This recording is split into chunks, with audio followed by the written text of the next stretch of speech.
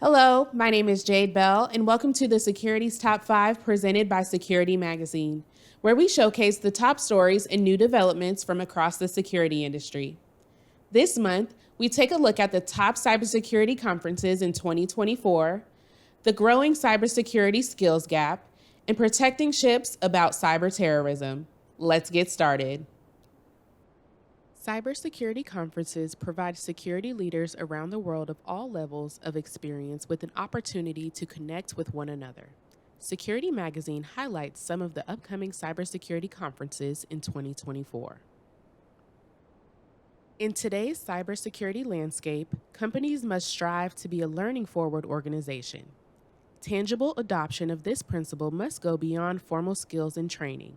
Every encounter your teams have with a threat or an attack is a learning opportunity.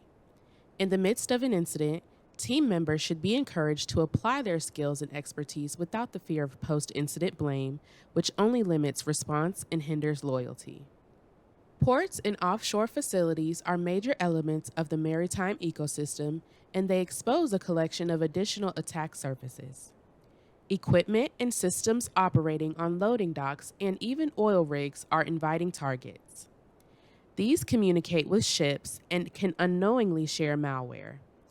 Equipment and systems, from Chinese-made cranes to container stacking machinery to drilling mechanisms, are in the hacker's sight. In episode 22 of the Cybersecurity and Geopolitical Discussion, hosts Ian Thornton Trump, CD, CISO for CJAX, Lisa Forte, partner at Red Goat Security, and Philip Ingram, MBE, CEO of Gray Hair Media, debate the geopolitical and security dimensions of the current global space industry.